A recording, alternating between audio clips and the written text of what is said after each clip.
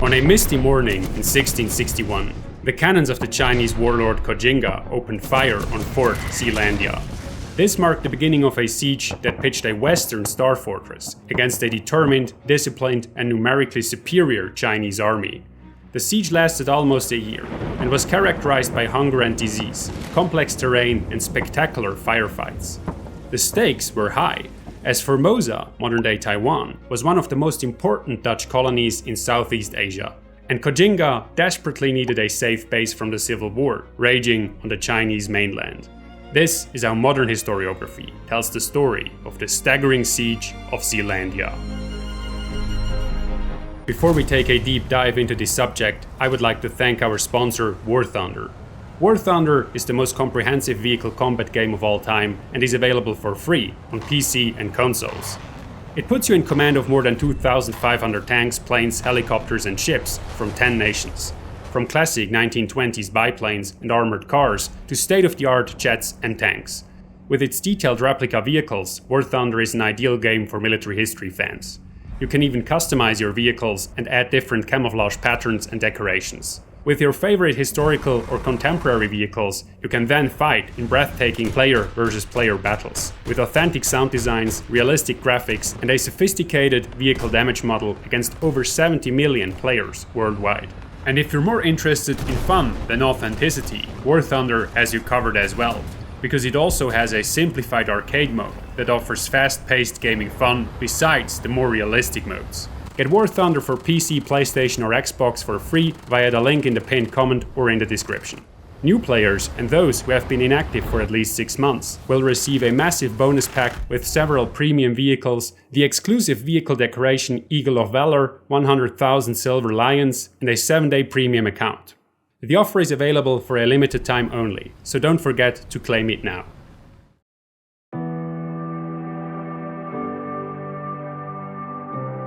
In the 17th century, the scramble for Southeast Asia was in full swing.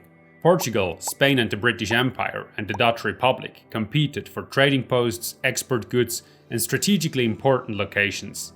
The Dutch East India Company, which controlled and administered its crown's overseas colonies, established a base on the island of Formosa in 1624. Formosa quickly developed into one of the company's most important sources of income and was soon considered, quote, one of the most beautiful pearls in the crown, end quote. To protect this pearl, the Dutch built the Fort Zeelandia on the island bearing the same name, which commanded the entrance of the Bay of Taiwan. A short time later, they built Fort Provincia, situated on the main island. Shortly after establishing the new base, the Dutch brought Chinese settlers to Formosa. They formed the link between the natives and the Dutch and provided a large proportion of the workforce. However, there were repeated disputes and eventually even an uprising by the Chinese against the Dutch. Although this revolt was successfully put down, mutual trust was destroyed. One man was particularly suspicious, the governor of Formosa, Frederick Coyet. He suspected the Chinese on the island had conspired with the Chinese warlord and pirate Zheng Chenggong, better known as Koxinga. To prevent another uprising, or even worse, an invasion, he prepared Dutch Formosa for all eventualities. These preparations, however, included reprisals against the Chinese population, which were not well received by his superiors at the Dutch East India Company. Thinking his fears speculative and his means excessive, they planned to replace him. However, Coyet was quite right to be concerned. A civil war was raging in China at the time, in which the rising Jing dynasty was pushing its predecessor, the Ming, farther and farther south, until only a narrow strip of territory remained where a few indomitable loyalists still held out. The most important of these loyalists was the very man Coyet feared, Koxinga. In 1661, as pressure mounted on his territories on the Chinese mainland, he was forced to look for a place to retreat. Coyet's worst fears were realized when Koxinga chose the island of Formosa as his safe haven.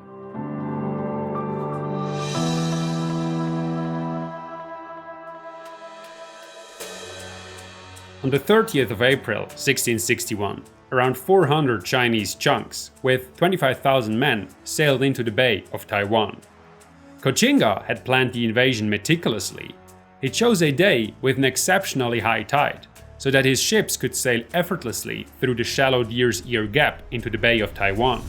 The fog was also particularly thick that morning, so by the time the defenders noticed the fleet, it had already passed them. Koxinga's troops disembarked at Smerdorp, directly opposite the Deer's Ear Gap. As Koyet had feared, hundreds of Chinese immediately joined them, bringing weapons and supplies. Before the Dutch knew it, a cavalry regiment dashed south and surrounded Fort Provincia. The rest of Koxinga's troops slowly followed, banners waving and drums beating. Frederick Koyet immediately called the Council of Formosa together to plan the defense. The situation was precarious. Koxinga had slipped through their defenses. If he also succeeded in taking Fort Provincia, Zeelandia would be completely isolated. To prevent this, the council ordered 3 measures. First, they sent 3 of their largest ships against a group of Koxinga's chunks to slow the Chinese landing.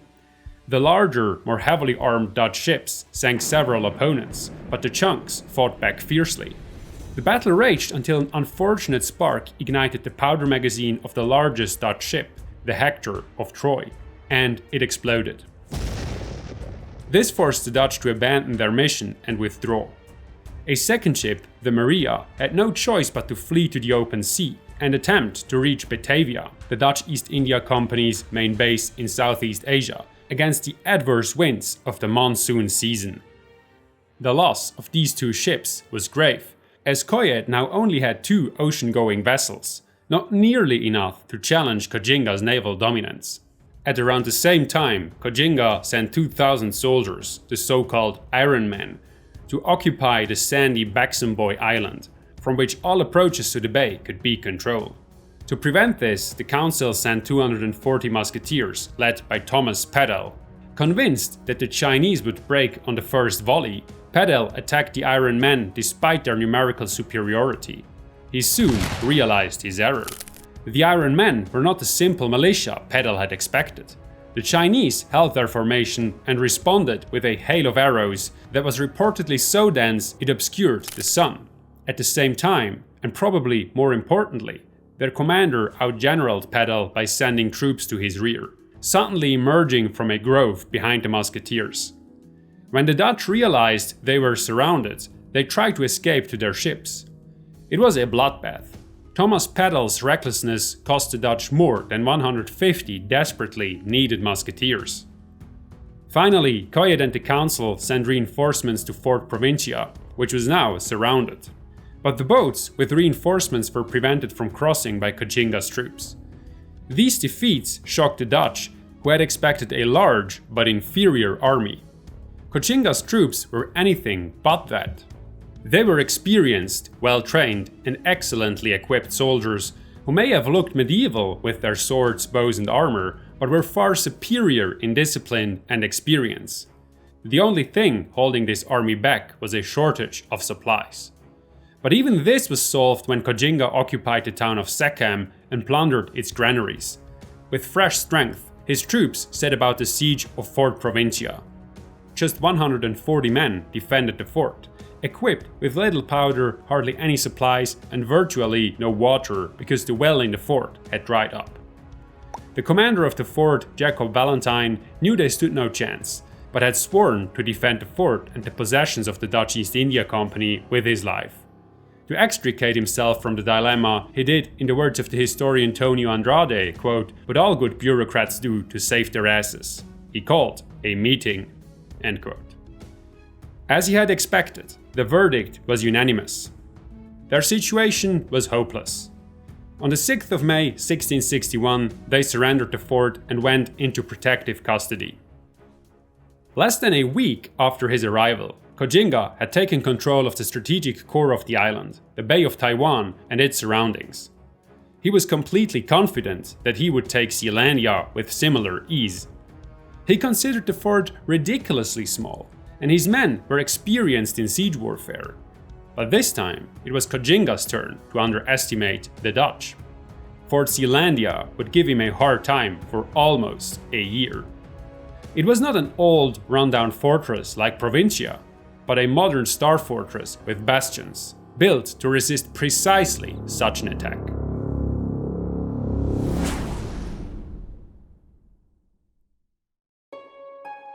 The Italian Renaissance is known for its art, architecture, and poetry, but the Italians were also masters of warfare. In the 15th century, they developed a new type of fortress, the so-called trasse italienne, also known as the star fortress or bastion fort. This type of fortress had thick walls that could resist cannon fire, angled bastions that eliminated all blind spots, and extensive gun emplacements that made it possible to shoot down any attacker. Fort Zeelandia was such a fortress. It towered on a small hill and consisted of two parts. The upper castle was square and had 4 bastions, while the lower castle, which had been added later, stretched almost to the sea and had 3 bastions. The only weak point of this fortress was a dune in the southwest, which was higher than the fort itself.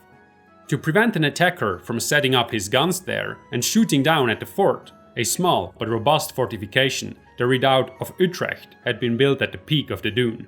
As long as this redoubt remained in place, the fort was almost impregnable.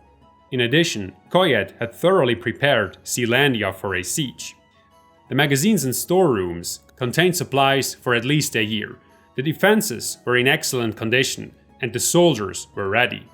The only thing Coyet hadn't been able to improve, mainly due to the mistrust of his superiors, was the size of the garrison. But even with its original 1,100 men, Fort Zeelandia was well equipped to put Koxinga to the test. After the capitulation of Provincia, Koxinga gave Coyet an ultimatum. If Zeelandia did not surrender immediately, he would slaughter all Dutch on Formosa. When the governor ignored this threat and sent the messenger away, Koxinga had his troops advance. They marched south across the shallow where the island was closest to the mainland, which was easily done at low tide. When they set up camp in the dunes to the south of the fort, they made the acquaintance of Western artillery. Their camp was too close to the fort, which the Dutch made clear by sending a few bullets zinging between their tents. While the Chinese hurried to move the camp, several junks landed additional troops east of the town and began to occupy the buildings. The Dutch put up a brave resistance, but in the end, they had to set most important buildings alight to prevent them from falling into the hands of the enemy and retreat to the fort. While the attackers established a base in the town and dug their first siege positions in the sandy ground, the Dutch repeatedly skirmished against them and fired potshots from large cannons and, more effectively, mortars. This relatively new weapon shot hollow balls filled with shrapnel that exploded on impact. This caused devastating damage, mainly because the Chinese were apparently unfamiliar with this technology and did not initially get to safety in time. When his positions were established, Koxinga tried to wear the Dutch down. He had his men make feint attacks, fire rockets, and mount a barrage every night to keep the defenders awake. After a week, he sent a captured missionary named Antonio Hambrook to Coyet with another ultimatum. The men did not bring good news. Almost no Dutch were left outside the fortress, but many natives remained loyal. To drive a wedge between them, the Chinese treated the natives well, while systematically hunting down the Dutch. They brutally tortured and executed the men and gave women and children away as slaves and concubines. While Hambrook was still talking, another messenger rushed in. He informed Coyet that the Chinese were setting up a gun emplacement on the outskirts of the city. They were preparing an attack.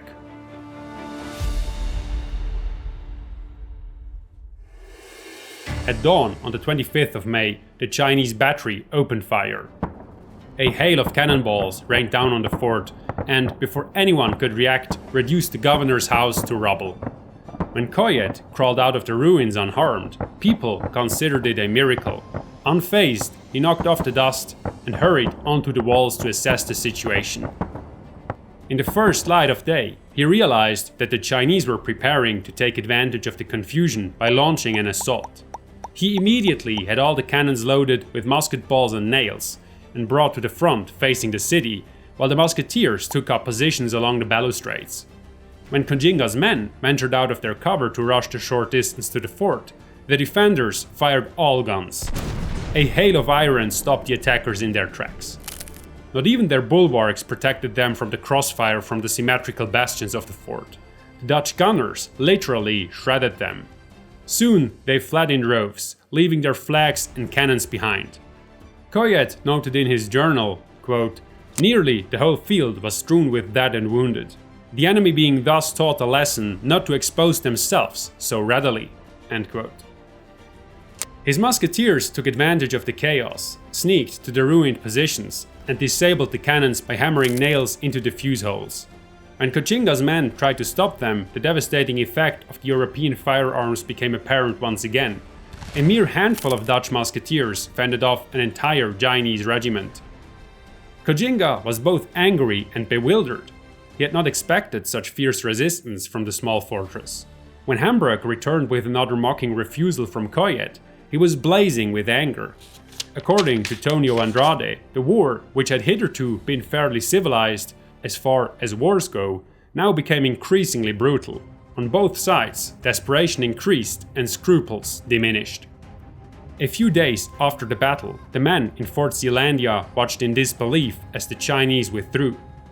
They broke camp, removed their cannons, and crossed over to the mainland. To find out what was going on, the Dutch captured some Chinese and tortured them on the wreck, but none could be compelled to reveal any information. Only later would Coyet learn that Koxinga's motivation was hunger. The food on Formosa was much more scarce than his scouts had told him, and now his army was starving. Because of this, he ordered his men from the cannons to the plows. The Dutch were no longer his primary concern. A small garrison under General Ma Jing was guarding them, and he didn't expect them to receive any help or supplies. Half by design, half by necessity, the siege turned into a blockade.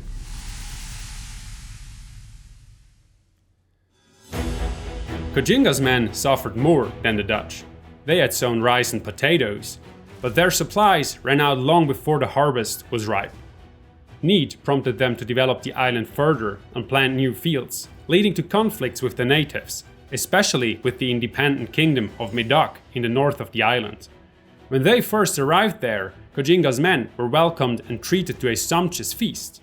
But after they went to bed with full bellies and without a care in the world, the locals attacked and killed almost 2,000 of them in their sleep. When the hunger became too great, Koxinga abandoned his strategy of treating the locals well and began to plunder their supplies and collect 9/10 of any harvest as tax. Nevertheless, his men starved. The Dutch did not fare much better. According to primary sources, 1,733 people lived in Fort Zeelandia, but there was only accommodation for a third of them. It was also hot, damp and dirty, and plagued by disease and an unbearable stench. The biggest problem was deficiency diseases, such as scurvy or beriberi, which causes the limbs to swell, damages the nerves, and ultimately leads to heart failure. At the time, people knew that these diseases were caused by an unbalanced diet, and that dried meat and rice had to be supplemented with fresh food, but they didn't know exactly what. The Dutch began fishing, hunting, and gathering to enrich their diet, but this was dangerous because it meant leaving the protective walls. The gardens lay between the city and the fortress, so the gatherers became a target for Chinese snipers. All this prevented them from obtaining enough fresh food to stave off disease, and by mid-June the hospital was overcrowded and the sick and dying had to be taken to the church. When the desperate Dutch held a sermon to ask the Lord for help, they were interrupted by a lewd spectacle. Near the town, a man was standing on a bulwark, slapping his naked backside and shouting in Dutch, quote, "You bastards, we'll be coming over to get you soon enough." End quote. The man was a Swiss Catholic, the first defector to the Chinese. A few musket shots caused him to dive for cover, but Coyet was deeply concerned that the man was aware of their predicament. Like the Chinese, they were in dire need of supplies and reinforcements. The question was, who would get them first?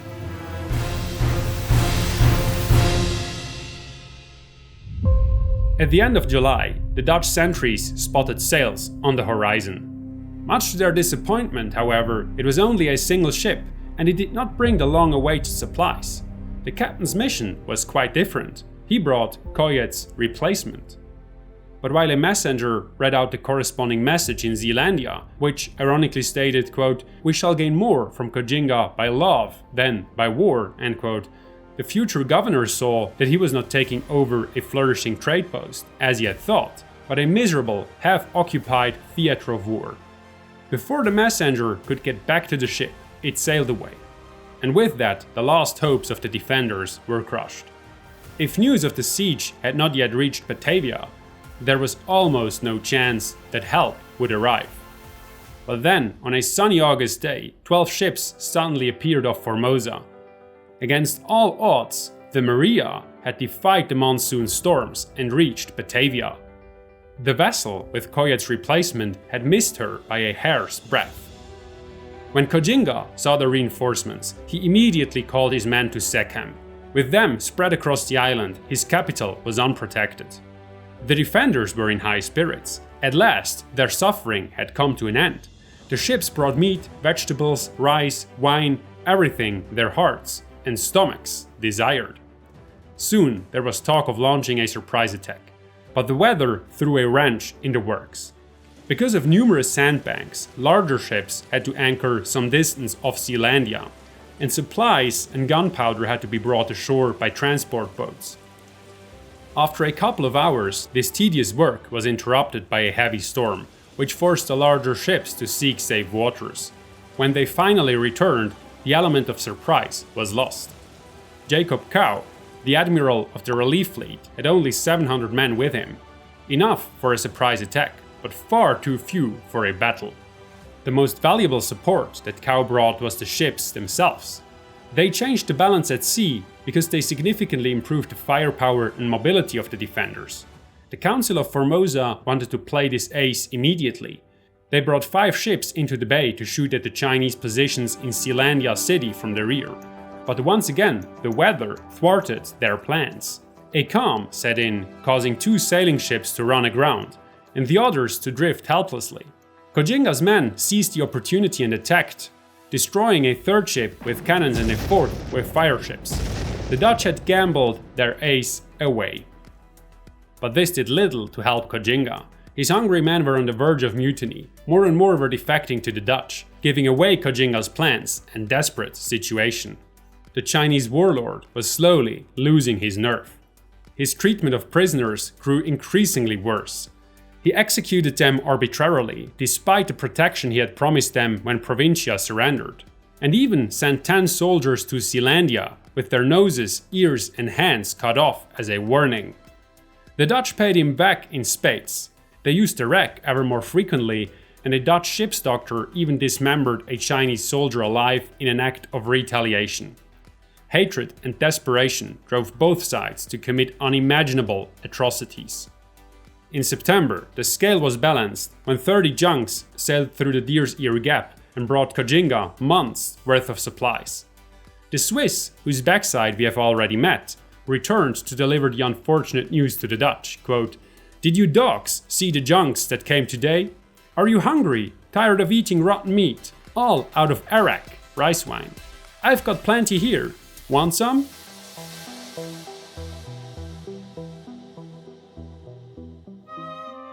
At the end of September, Koxinga's gunners opened fire from a new battery at the foot of the dune of the redoubt of Utrecht. The barrage was so dense that the Dutch couldn't return fire because they dared not leaving their cover. In no time, the Chinese shot several cannons from the parapet and even damaged the walls. Koyet needed to find a solution to save the redoubt quickly.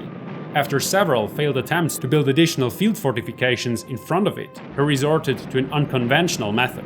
He sent 50 of his best musketeers to snipe from the ruins of the old hospital between the redoubt and the Chinese position. One by one, they picked off the Chinese from their guns. At nightfall, the snipers withdrew, and Koxinga's men seized the opportunity to prepare a deadly surprise. They buried several powder-filled bamboo canes where the musketeers had been hiding and connected them with a long fuse. When the snipers returned the following day, the Chinese detonated this primitive landmine, rocking the old hospital with a series of explosions. Koxinga had used this deadly weapon many times before, but this time it failed. The charges went off before the musketeers reached their positions, and when the dust settled, they began firing again. This allowed Koyet's workers to rebuild the redoubt's defenses and add a line of fortifications in front of it, making it even stronger than before. In early November, a leaky ship brought new hope. It reported that Dutch East India Company ambassadors had convinced the Jing, who fought the Ming loyalists on the mainland, to join their fight against Koxinga. The council immediately sent Cao with 5 ships to coordinate the attack, but his mission turned into an odyssey. He ultimately failed due to bad weather and a lack of motivation. When he arrived in Batavia a few weeks later, he was accused of desertion and court-martialed. His adventure not only cost Zealandia important ships, soldiers and supplies, but also dashed all hopes of cooperation with the Jing. The men of Fort Zeelandia were now at their wits' end. There were repeated brawls, drinking bouts and arguments. Eyewitnesses even reported that Koyet slapped one of his senior officers who gave him a critical answer. In addition, the fort was full of feces because many people had diarrhea and the toilets were outside the walls, within reach of the enemy. Disease ravaged the defenders. Soon, the situation became so bad that the defenders began to defect. The German officer Hans-Jürgen Radis had come to Zealandia with Cao's fleet. He was one of the few experienced soldiers in the fort, but he was also a hopeless alcoholic and opportunist. On a cold December day, he decided to betray his comrades, leaving the fort under the pretext of hunting seabirds on the beach and marching straight into Koxinga's camp. Unfortunately, the German knew his way around European fortresses. Under his instruction, the Chinese built extensive fortifications and sturdy gun emplacements that were much more complex than the other Chinese works, and much more effective. Most importantly, they built a European demi-lune, a type of fortification resembling a freestanding bastion southwest of the redoubt of Utrecht. Because it was behind the redoubt, Fort Zeelandia's gunners couldn't reach it. When more troops crossed over to Zeelandia and the canal was swarmed with chunks, Koyet knew that the decisive battle was about to begin.